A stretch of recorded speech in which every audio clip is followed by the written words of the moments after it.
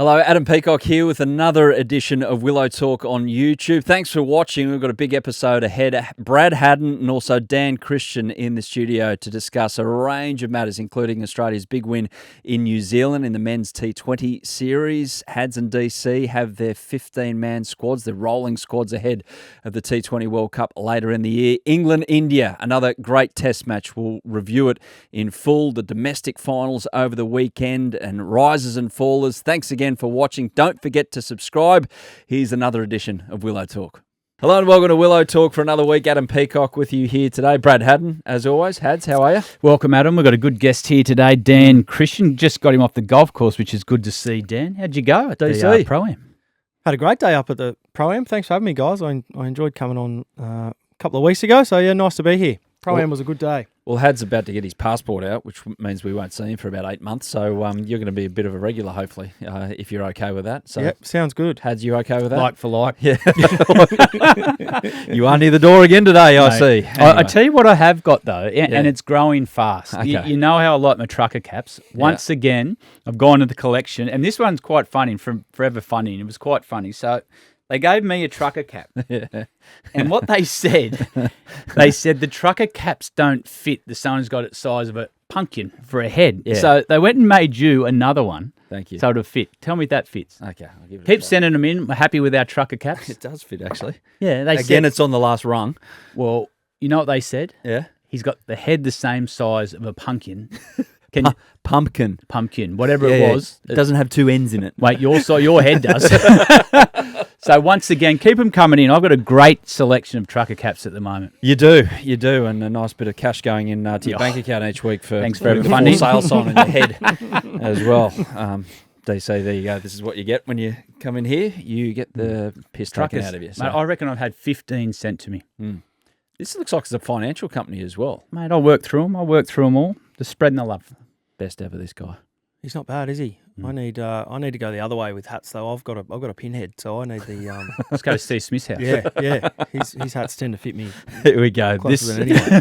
This episode, we're going to recap Australia's clean sweep over in New Zealand in the T20s, or the T10. That was the last one, and update our rolling T20 World Cup squad. Well, Hads will. He's rolling one. DC will bring you in as well and get your thoughts on your 15-man squad for the T20 World Cup, which is just a couple of months away on the other side of the IPL. We're going to review the fourth test between India and England, look at the 50-over domestic finals on the weekend, finish with our risers and fallers as well. And as always, thanks to those who follow and subscribe to the show. We've hit a major target, 300 ratings on Spotify, way ahead of schedule. We're going to try for the 334, the famous number in Australian cricket, before the clocks go back in just over a month. We're also on 98 ratings on Apple, so close to 3 figures. Don't forget, you can watch Willow Talk on YouTube, get in contact with us on social media, slide into our DMs, of course, on Instagram and TikTok, like a certain Matthew Haddin has. Gents, about your story about Ricky Ponting dropping that catch as well, which was well told, I must be said. Without Mayo, this one was actually what happened. Haydos, he said, punter never dropped catches. He was so bloody good. So suck shit is all I'll say. He is human after all. Haydos, gone back to the old 13, 14-year-old sledge. Suck shit. So there you go. Thank you for that. And being in our 90s in the Apple ratings, guys, who was the worst sufferer of the nervous 90s that you ever saw in your career? The guy who got the jitters the most on the cusp of 3 figures. You all right? Were you two good hits? I've thought about it. Yeah. A couple of times I've done it. I tried to do it a test match actually against South Africa. Hit a couple of 4s and 6s in the over and thinking, I'm one good hit away here. This is 100 at the whacker. We'll be under pressure, stumped. DC, what were you like? Not great either. Yeah. I think I only got 5 first-class hundreds, and I think I've got 6 or 7 90s. It's so stupid, though, when you think about it. Like, take a step back from the personal achievement. But, like, in the context of a game, especially a 2-innings game, you're only talking like 5 or 6 runs either side of triple figures. It's not going to materially affect the result, but it can ruin your, not career, but can ruin your day and make you think about it for a long time, even though it's only a number. It's only plucked out of It's an not only a number. No, it's not like 94 and 96 are tough numbers Okay. because you're thinking, I'm just one good hit away. If they bring this off spinner on, I can get him over mid-wicket, and all of a sudden you've top-edged it. We've all been there. Well, I haven't, but yeah, I can kind of get it by watching on that it means a bit. Yeah, and it can ruin careers. Can? Well, if someone looks back at your career or towards the end and says, he's only scored 300s, they never go, he scored 796s. Imagine Slatz's record. He's got a phenomenal Sam will know the numbers, but he's got a phenomenal amount of 90s. Yeah. And I can understand him. I'm all with Slats. I know his mindset. Right, numbers. Speaking of numbers, 3-0, that's a pretty good number. Australia over New Zealand in that T20 series. What did you take away from it mainly, Hads? What I took away from it is New Zealand panicked a little bit playing against a top-quality team. They dropped a lot of catches. They were in every game, and they could have won the first two, but it was their fielding that let them down. And what that says to me is the pressure that Australia create. When you're playing against a team like Australia, you've got to take those half chances, because if you don't, they'll dominate the game. And New Zealand just come up a little bit short on the little things in the game that make a difference.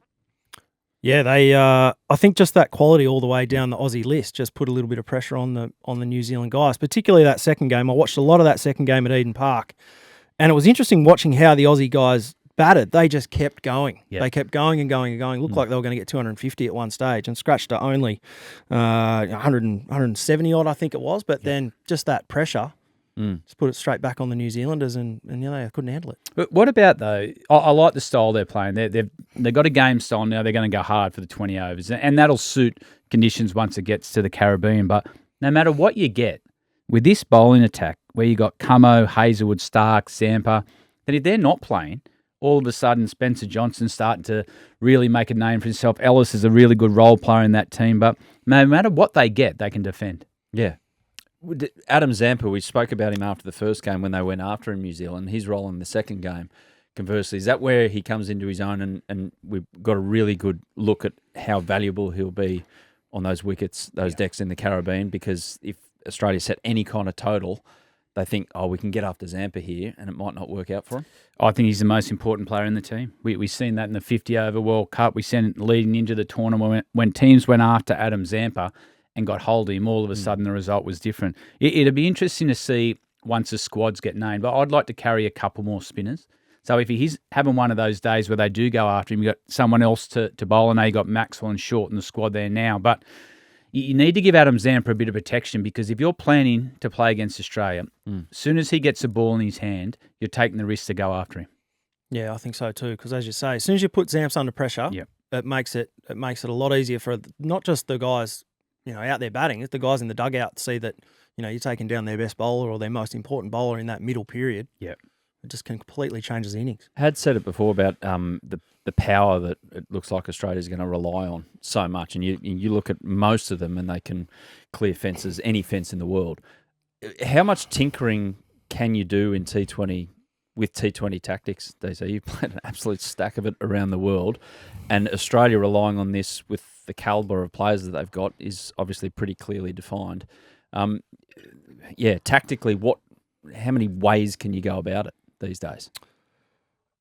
It all depends on your conditions and what your wickets are playing like, I think. Okay. I think in Australian BBL cricket is sort of completely different to anywhere else in the world because our grounds are so much bigger. So you can't just go out and blast as much as what you can, say, in New Zealand, where they're playing at the Cake Tin in Wellington, where it's 60-metre boundaries. And over in the West Indies, the grounds are quite small too, as probably will be the ones in the US that they're going to play on. So I think that style of cricket, being able to come out and just go bull at a gate and have a really long batting lineup that can just keep going and going and going, I think that'll work well on those smaller kind of grounds. And that's the beauty of having someone like David at number 7, and then even into your bowling attack like Cummins and Stark. Cummins has got a fantastic record with the bat, particularly in IPL cricket. So having him being able to come in if he has to with 3-4 overs to go, it's a real luxury for the top order. They can just keep slogging. I've wondered, and you've played all around the world, DC, and you've played a similar role at times in teams that Tim David's playing. So we look at the Hurricanes, and there's a lot of talk about, let's get him up the order, but to me, he's going to be the X factor for us in those last 4 overs. But from a training point of view, he can simplify his training. He knows exactly what's coming for him. With a player like that, you say, you know what? He's in the team as a role player. and we're not going to try to push him up to 4 or 5. This is your role. What do you do there?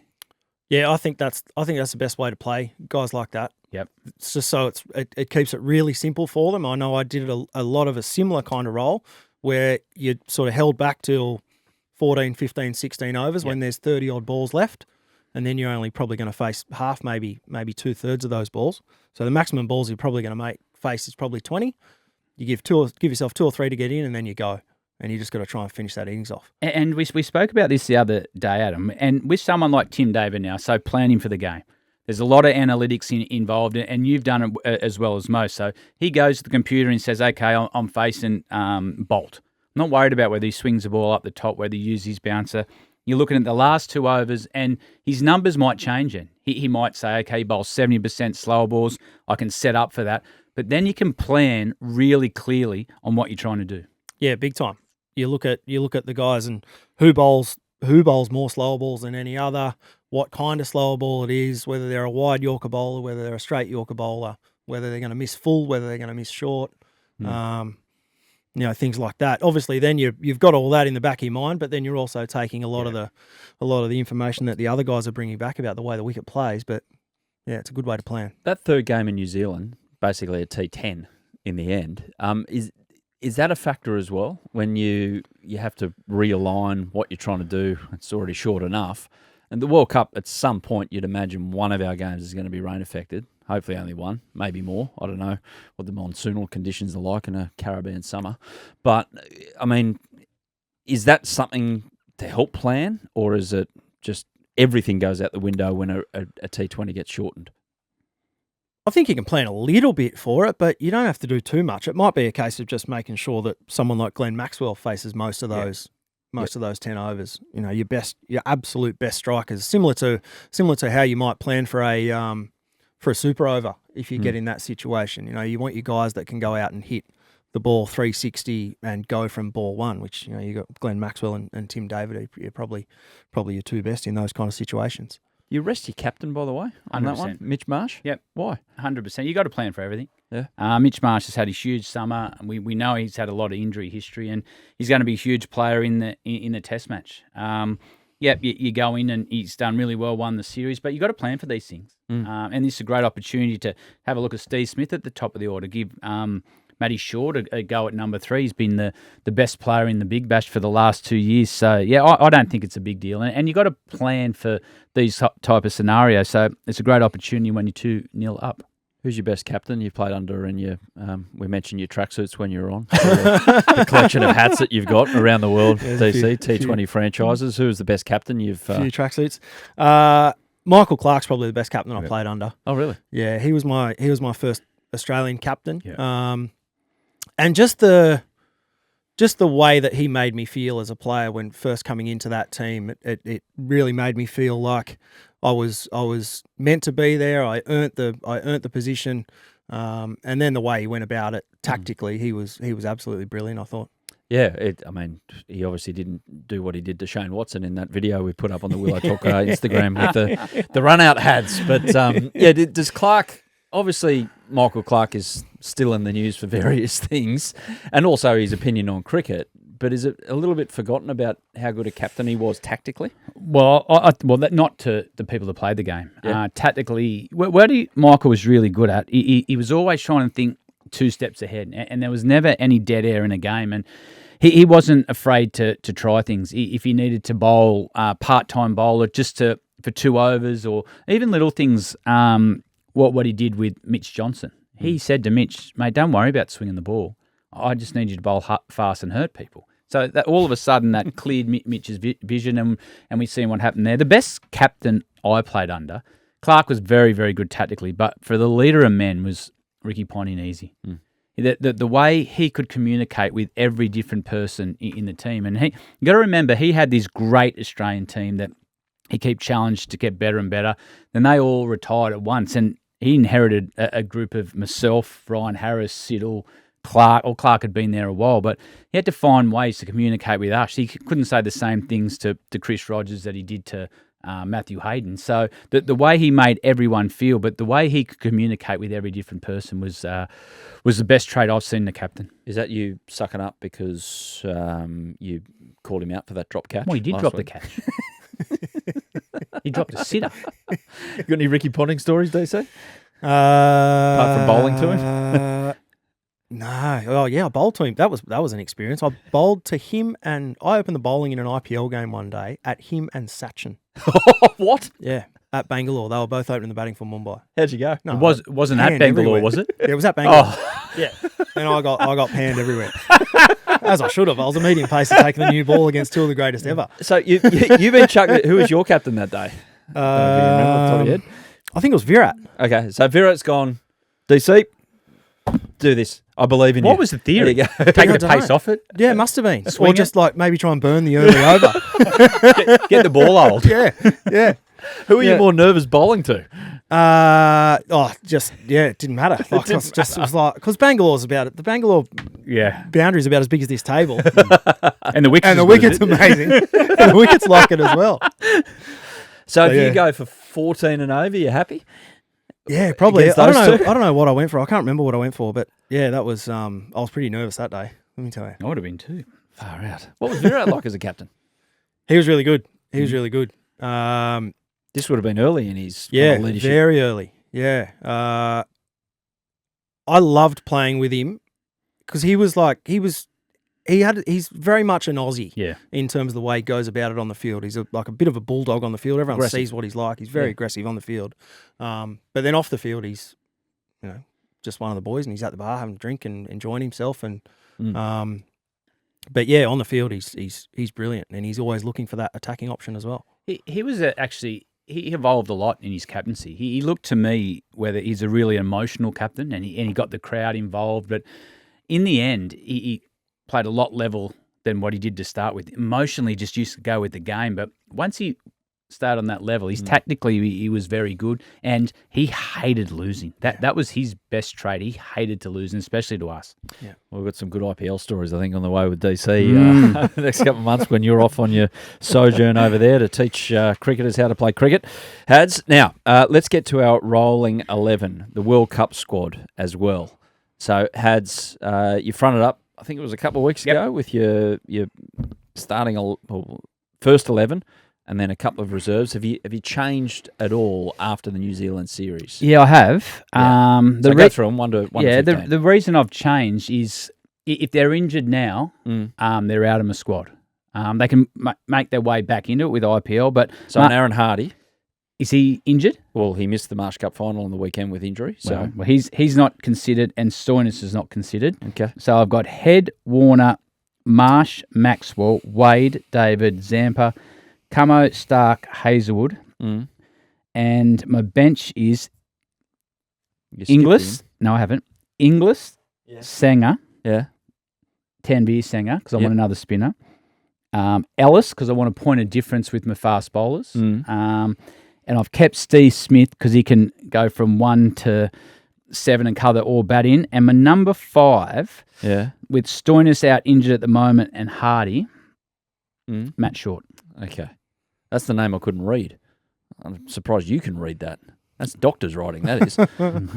Impressive being able to read your own writing, but there you go. So Matt Short in at 5 after a pretty good performance in that shortened game, the third of the series against New Zealand. DC, you can't come into this studio having played cricket at the top level and not give us your 15 as well. So Can't here put we go. yourself in. Okay. Can't put yourself in. Pretty similar to Hads. Yeah? I've gone Head, Warner, Marsh, Maxwell, Okay. Inglis at 5, Wade at 6, Yeah. David 7, the 3 big boys, Cummins, Stark, Hazelwood, and Zampa. Okay. And then my 4 on the bench, Smith. Mm-hmm. I've got either Ashton Agar or Matt Kuhneman because I want a left arm orthodox. Good choice. Depending on if Agar's fit at that stage, but at the moment he is because he bowled all right yesterday in the Marsh Cup final. Mm-hmm. Nathan Ellis as the fast bowling reserve and Matt Short as the all-rounder reserve. Okay. So no Sanger for you. And you've gone no Agar and or Kuhneman for you. Yep. And the reason for that is I think Zampa, as we said, we've spoken a lot about him. He's outstanding. We're going to see teams target him, so I want options. And I think Sanger's a different type of spinner to all the others. You've got Matt Short, you've got Maxwell who can play a role. I like the cricket smarts of Sanger. He'll go above the eye. He's got a really good wrong'un. He'll beat players on flight and on the outside. But I do like the option to having a left arm available over there. Okay. Well, Sanger, we'll talk about him a bit later on. Only got 2 overs in the Marsh Cup final. And, interesting, to say the least. Steve Smith, you both got him in. Yep. But not in the first 11. I mean, where exactly is he at? Is he hanging by a thread? Or is he, for you guys, definitely in the squad because he's Steve Smith? He's definitely in my squad because he's Steve Smith. And can do anything. And he can do anything. And I'd like to see him get, I mean, it's going to be tough now coming into the World Cup, but I'd like to see him get a little bit more of opportunities at the top. Mm-hmm. I'm still going with Haddin Warner, but I think what he's done, opening the batting in the Big Bash, has been absolutely brilliant. And having a bit more of that experience in international cricket is only going to make him even more valuable. Yeah, the reason I've got him in the squad is because the wickets might be totally different from the start to the end. We've seen the recent series in New Zealand, and it's been great to watch. 200s playing 200s. There's 36s one game. But that might not be the case in the World Cup. As the wickets deteriorate the back end, you might turn up one more and you think, hang on a minute, this is a 150 total. It's going to be one of those 2020 games where you've got to grind. We've got to run hard between wickets, manipulate the spinners, wickets in hand so David and Wade can play their role at the top. And then it might be, okay, we need Smith in. We might not play the all-rounder that game and Steve Smith to just float in the batting depending on how many spinners you play. So if you play Afghanistan on a wicket, say for, I don't know, in St. Lucia or somewhere that's turning massive, you might need Steve Smith to control the middle overs. There you go. Let's get to India and England, shall we? As we sit here right now, the result in the 4th test is not known. But let's talk India won. Come on. To the points. We're going to go into the future shortly, Hads. We're going to do something we've never done on Willow Talk. As we sit here right now, we don't know the result of that 4th test, but it's turned out to be another magnificent advertisement for Test cricket because there's all these twists and turns within sessions, let alone days, let alone the whole match. However, how we got to where they were before the last day, Joe Root's the story to a point because he's obviously a listener of Willow Talk. He's taken on board the advice of Brad Haddin, and he's woke up one day and he went down to the coffee room and said, Baz, Stokesy, I just listened to Hads just before I fell asleep. I had a dream that he was actually here with us in India telling me that I just need to take my foot off the gas, leave the ramps, back in the dressing room and bat conventionally. And he did. And look what happened. All he did was put a high price on his wicket. He's the best player in both teams there. He's got 11,000 runs. I think he just brought up his 9th or even more hundreds against India. He's got more than Steve Smith, the 10th actually. He's got more than Smith and Ponting. So all I want him to do was put a high price on the wicket. I love what Bazball's bringing. And Bazball's got him in this test match. They're right in this test match. Yeah, so Duckett, Crawley, those guys, Bairstow to a point, they're playing the same way, but Root just adjusted. The reason they're playing the same way is you just want to simplify the game. Like Crawley's, he's averaging low 30s, Duckett's about 35, and all they're trying to do is simplify the process for them. They're just saying, play the way that's got you here. Take all the doubt out of it, and we'll back you to move the game forward. So they go out there now, and they've got a clear plan. Where Joe Root, you can give him 3 or 4 plans because he can play to the situation. So with how Bazball's playing, Stokes has done it as well. Stokes has done it through the Ashes. At times he's dug in and then he's turned a switch when the tails come in. So they're good enough to take a couple of roles. The others aren't yet. So all Bazball's doing is just clearing their decision making. Yeah, exactly right. And as you can see, maybe Root did listen to you, but I'd like to think after 120 odd tests, he's probably just adapted. Oh, no. He's Willow Talk. Yep. It's high up on his rotation. Yeah, interesting about, listening to Ben Duckett a couple of weeks ago come out and say that, we're changing the game. And we invented fast scoring. I was waiting for him to come back out and say, well, we invented adapting on difficult pitches. Yeah. They, the way they're playing, if they do start just reining it back in a little bit and adapting a bit more, there can be a very, very good cricket team. Ben Duckett saying that, to me, was a bit like in Austin Powers when Dr. Evil said that his dad invented the question mark in Belgium or whatever it was. Like, come on, man. How can you verify that? But how can you say that's correct? Anyway. Well, but the thing about that, okay, what Ben Duckett said, you look at it and go, oh, you didn't see Slater, Haddin, Seawag. But if you look at it another way, McCullum's got him believing in his style. And Duckett's actually done really well since he's come in. And he's whether he believes that or not, and sometimes things come out of players' mouth where you look at it back and think, oh, gosh, what have I said? Get a bit carried away there. But at the moment, he's doing a really good role for what they want to do. It's just when Root and Stokes, they're better than that. They can play all different roles. Stokes hasn't. Nah. Even back to the Ashes, even that innings at Lords, he was watchful. And when he realised he was running out of friends to come in and help him, that's when he went berserk. He's got different gears. The others don't. Yeah.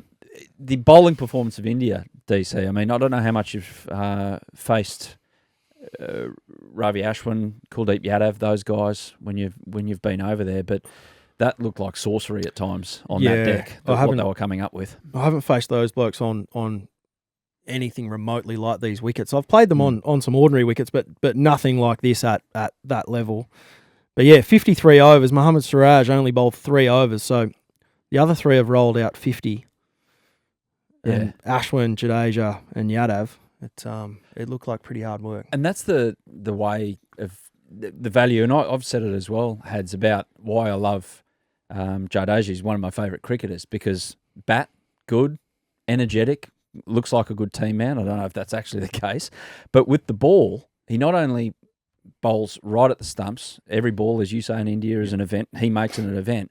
He bowls quick. So then it allows the tempo of the game to be in the hands of India late in the day like it was at the end of day 3. I just think he's a great cricketer. And even though the other two took the bulk of the wickets, Jadeja's role was so clear that he's invaluable because, I mean, it allows them to try things with their bowling lineup. What it allows as well is in the second innings, someone like Kuldeep not have to worry about the scoreboard. Yeah. He can just come in and rip his leg. He used his wrong and he was the big destroyer in the second innings. He got 4 wickets. But Jadeja was always a really interesting one to talk to after a test series because all the spinners would go over and say, oh, what are you undercutting the ball? You're going over the top. He goes, oh, I just bowl at the stump.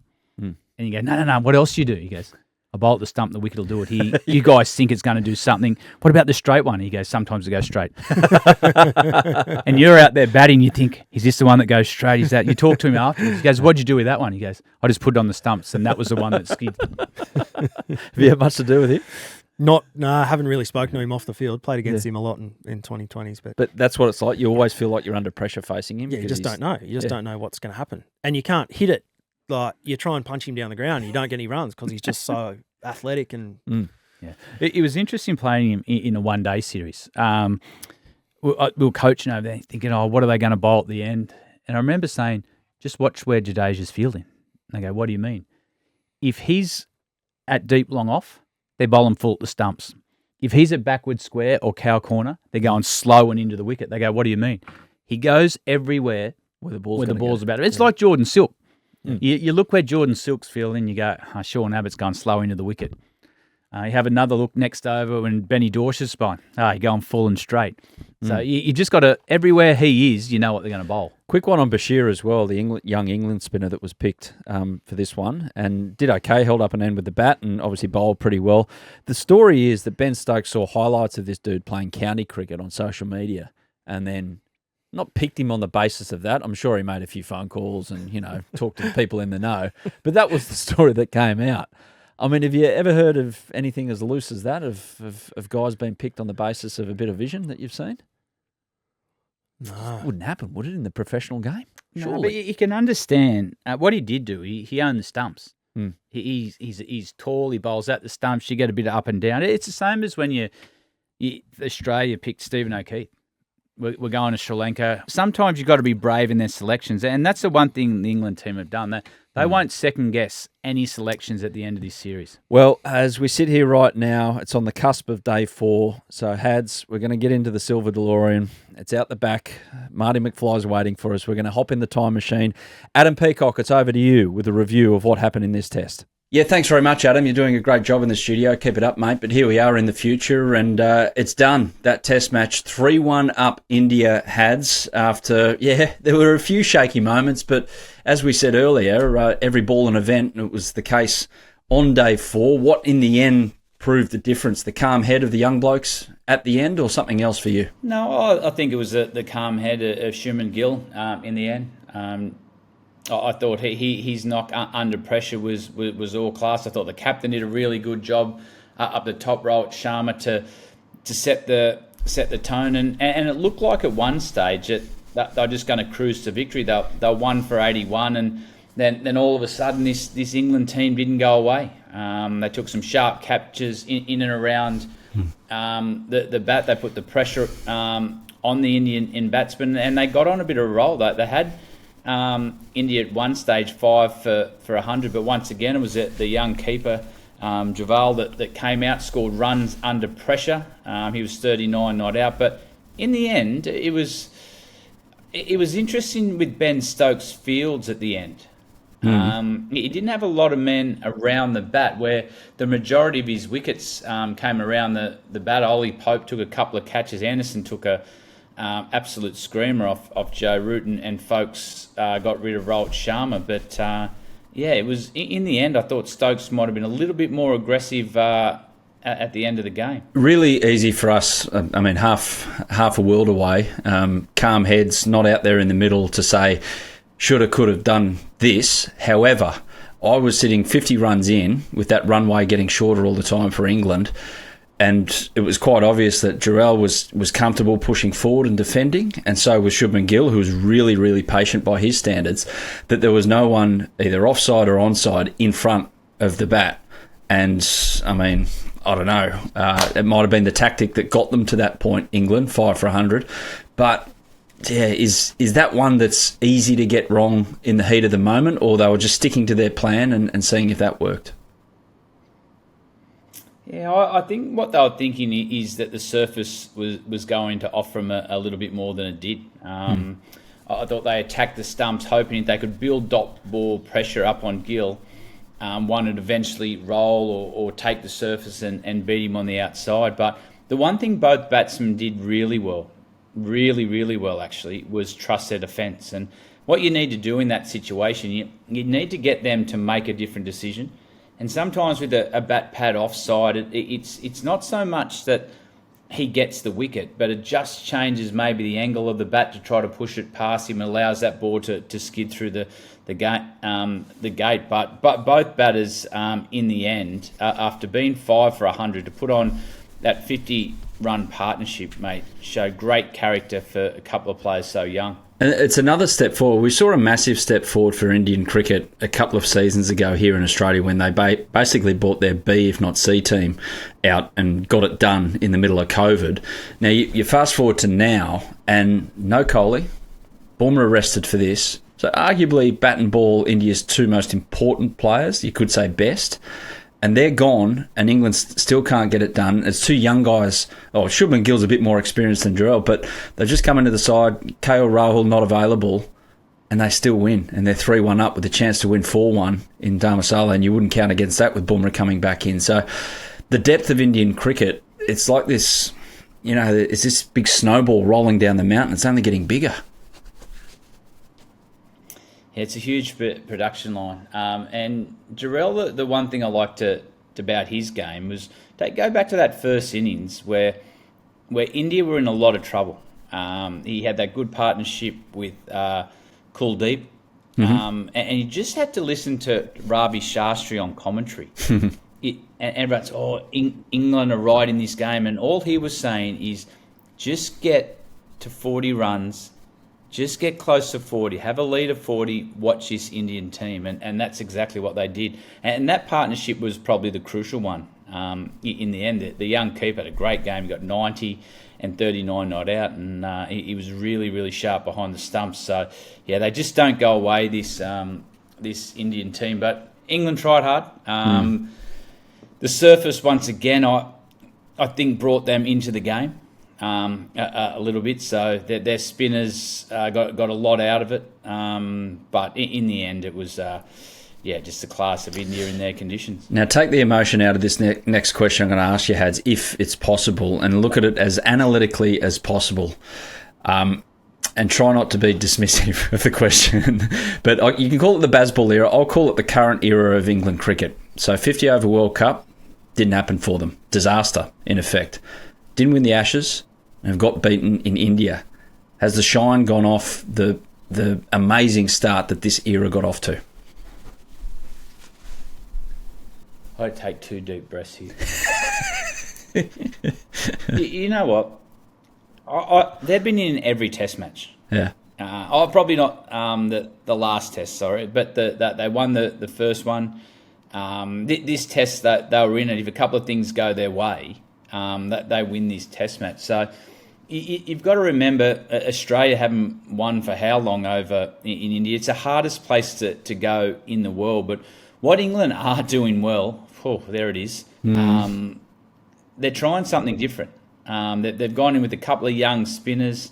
Hartley has been outstanding since he's coming into the team, and they're trying something different in these conditions. They're not just going, okay, let's play 3 fast bowlers and a spinner. They've gone in with 1 quick at times and played the conditions. So, no, their era's not over. They're still trying to win cricket games, and India were just too good on this occasion. But England have found a way to stay in this test match. Geez, that was a man fighting with himself like you would not believe, everyone. If you saw him when he was saying those words that he really did mean, they came from deep within. He got them out in the end. Well done, Hats. Proud of you.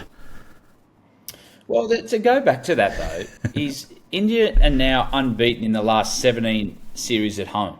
Wow. So you've got to be brave the way you played. And England, to their credit, have tried something different. They've tried to play the conditions. They tried to, at times, put the pressure back on the Indian bowlers and make their batsmen play from behind the game. They were behind the game when they batted in the first innings. It was just a great partnership from the tail that got them back into the contest, and some experienced bowling from Ashwin and Kuldeep to get them back into the game. So England have been in the contest, and that's one of the hardest things to do in India. As you said, you don't win the last 17 series in a row without owning your home condition.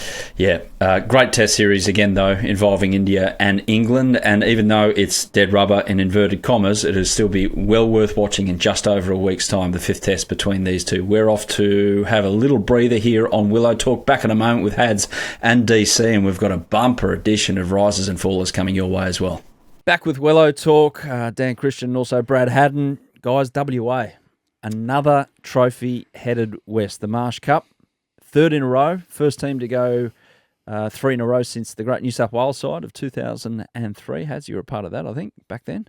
All-star lineup, it was. That was when 12 could be picked, not 11 for the game. You could sub in and out. But, guys, what can we say about WA cricket at the moment? DC, over to you first about how good they are. Well, I think that's 7 trophies for Adam Voges in 5 years. So they're certainly creating a bit of a dynasty over there, and the main thing about it is I think their depth. It doesn't matter who misses out or who's injured. They just keep rolling out someone that is getting the job done for them and fitting into the way that they want to play. Just think of the guys, that are out of that team at the moment that didn't play in that final for them. Stoinis, Green, Agar was there. Morris, Richardson. Ashton Turner's injured. Stoinis. Yeah, they're just. Stoinis got mentioned twice. He's that good. Yeah, you can just keep rolling out these Mitch guys Marsh, that all don't those make guys. that aren't in that team, and they've got guys that just keep coming in and keep getting the job done. So yeah, I think they had all those numbers out, and they still had 8 of the 11 in Hardy the 11. as well. We missed Hardy. That played in the Marsh Cup final have had Australian representation. So yeah, they've got a lot of depth. But Hads, this game in particular, and for listeners out there who might be involved in cricket at any level, it was really interesting tactically from my point of view. So New South Wales was sent in. They only made 169. How both teams went about, firstly, New South Wales defending it and Western Australia, in particular Hilton Cartwright, going after the total. How can you talk to that?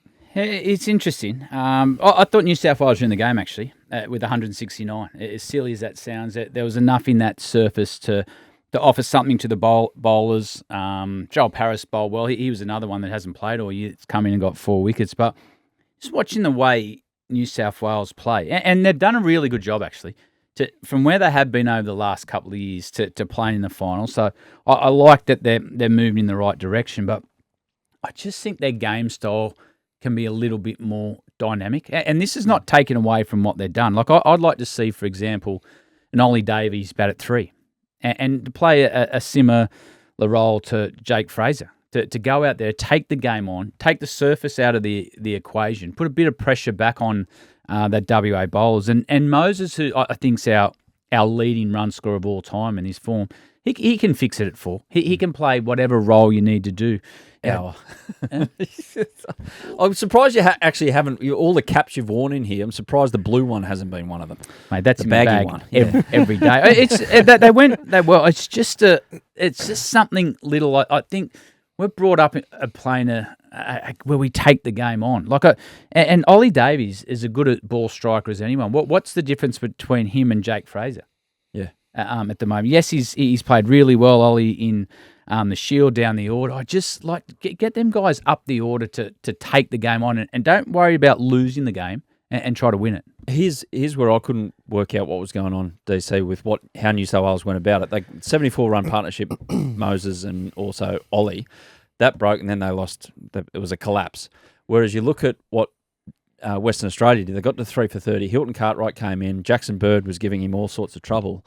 But then Hilton obviously decided, with all of his experience, no, I'm just going to see this off, get through it, and then accelerate, and then wait for the field to kind of open up and take advantage. So when does that come to a cricketer? Because it's obviously it's a hard thing to be born with. We see Cooper Connolly get in, then get out. Ollie Davies got in and then got out, and those two look like rushes of blood. But Hilton went the other way. So, in your opinion, where does it drop for a cricketer that they have to play not the way that they want to, but the way that the situation dictates?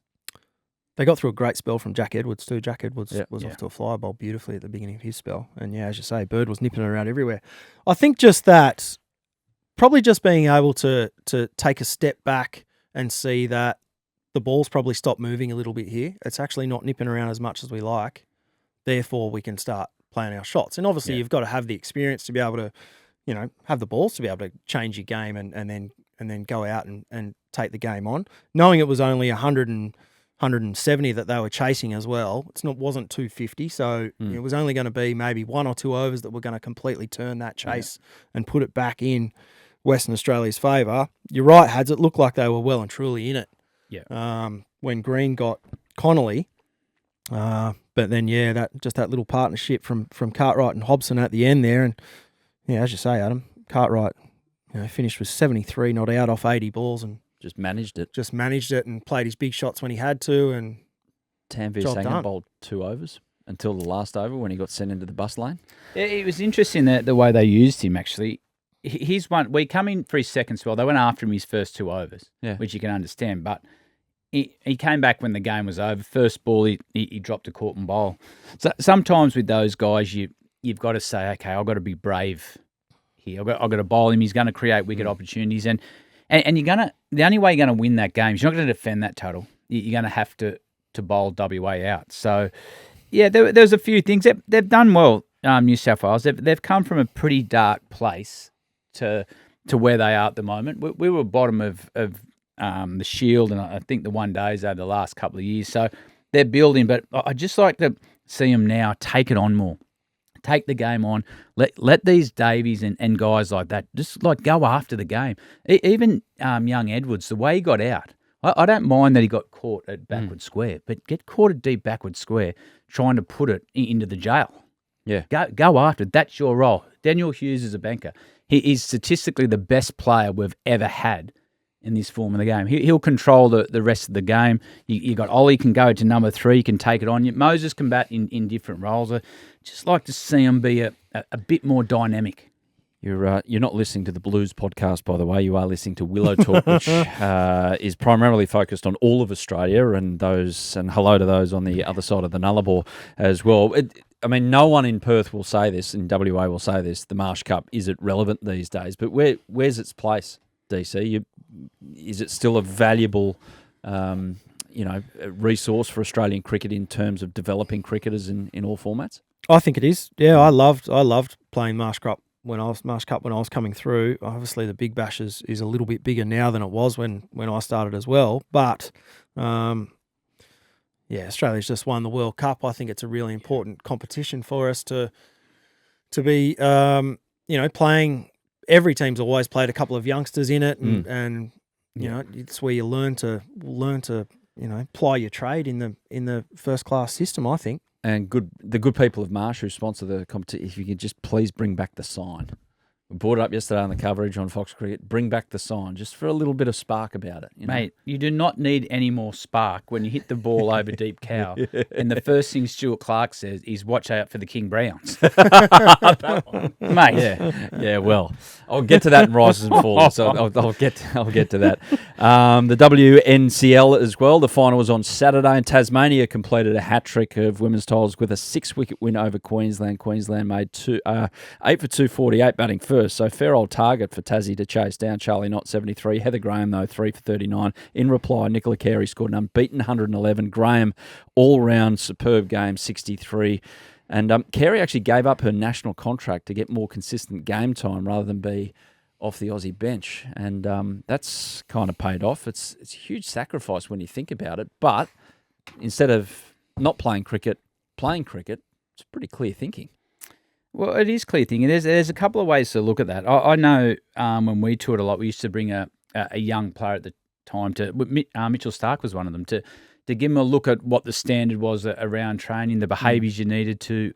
We've seen that with Morris over this summer. And for Carey to say, you know what, I've seen what it's all about. I'm on the bench a lot. It's a star-studded team. And to go back now, because there's other opportunities you got to remember now in the women's game. They need to be putting big numbers up like this with the 111, because there's opportunities in the 100. There's the women's IPL now. So she wants to be playing and putting a name up in lights to play all those tournaments. How hard is it when you've got a decision to make like that? Do I drop down a rung to play, or do I stay with the elite group to, further myself that way? Yeah, that's a huge decision, and good on her for taking the risk and then having the success after doing it. It's a pretty big call. I don't think I would have done it. I don't think I would have either. I'm quite sure of it, actually. Risers and fallers. Let's get to it right now. Riser, Brennan Julian. It's on the rundown, and I love this term. Thank you, Sammy, as well. Brendan Julian's sick burn on New Zealand, just as an idea, New Zealand, as a notion.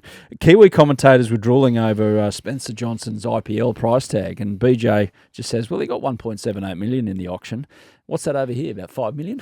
So just a little whack at the true value in the context of the rest of the world on New Zealand. So there you go. And another riser, Elisa Healy sharing the stage with rival captain Harmanpreet Kaur at the launch of the Women's Premier League in India. There's all big song and dance as they do over there. They're having a great time. But it's good to see. This is the player which our beloved captain had issues with in the recent series, like, just not doing the Sourav Ganguly at the toss and making her wait and doing all kinds of things and putting pressure, trying to put her off a game. Look like they've got on with things, which is good to see. Well, it looks like Heels is understanding the IPL. Just going to say, it's amazing what a bit of cash does to your relationships with people. Smart woman.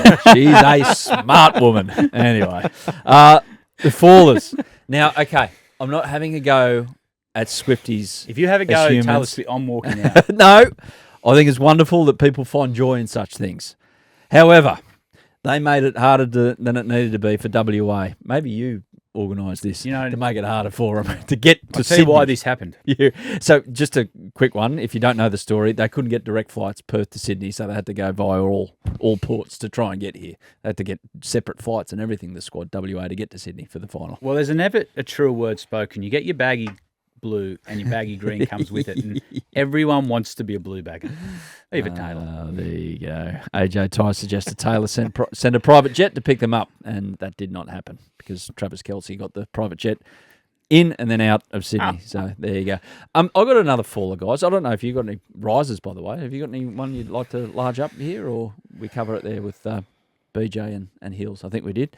I've got a faller, though. Time limits on games when there's still sunlight. I don't get it. The T10, the T20 in Auckland became a T10 by virtue of the fact that we woke up a couple of months ago and said, no, that's the time frame for it. Cut off of, I don't know what it was over there, 4 p.m. local time or 5 p.m. local time. We can't go past this. There's 2 hours of sunlight left. TV. So what? Games go to extra time all the time. Like, let them play at least 15, if not 20. We waited around.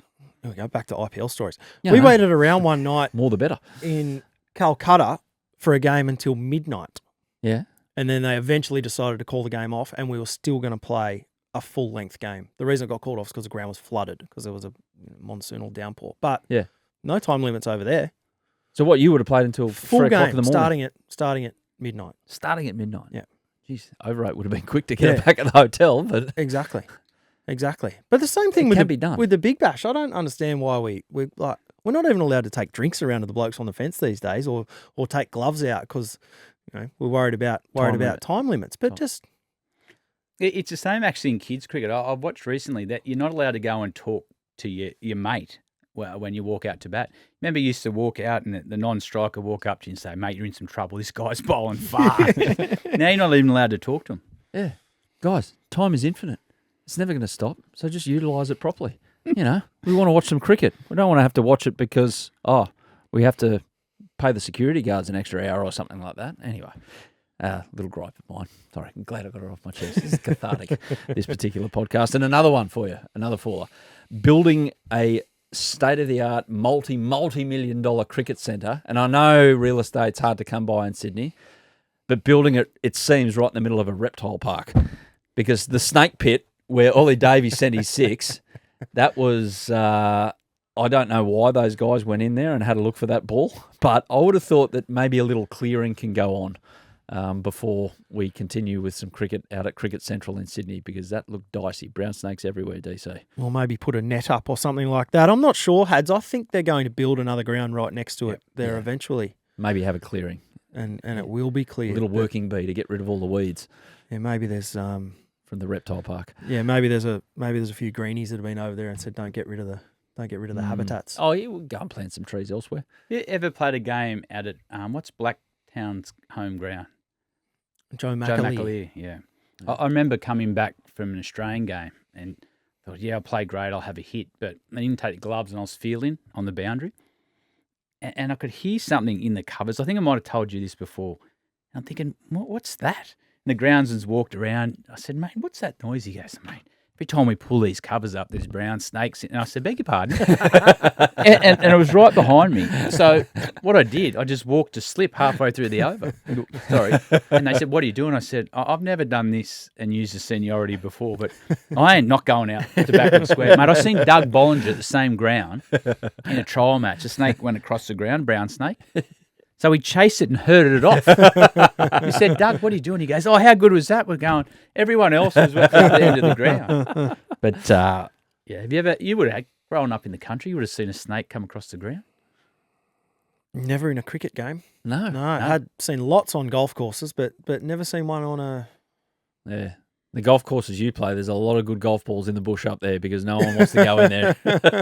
Mate, the other one I had was out at near Parramatta. Is at Wentworthville. So I'm just walking around, enjoying my ice cream, watching the kids cricket, and I had to jump the fence just to walk a couple of metres to keep walking around the ground. Anyway, I jumped, and right there, about half a metre was a snake. I reckon I backflipped over, and everyone's playing cricket, and you see this bloke running. Mate, I need him a shovel. Any fallers?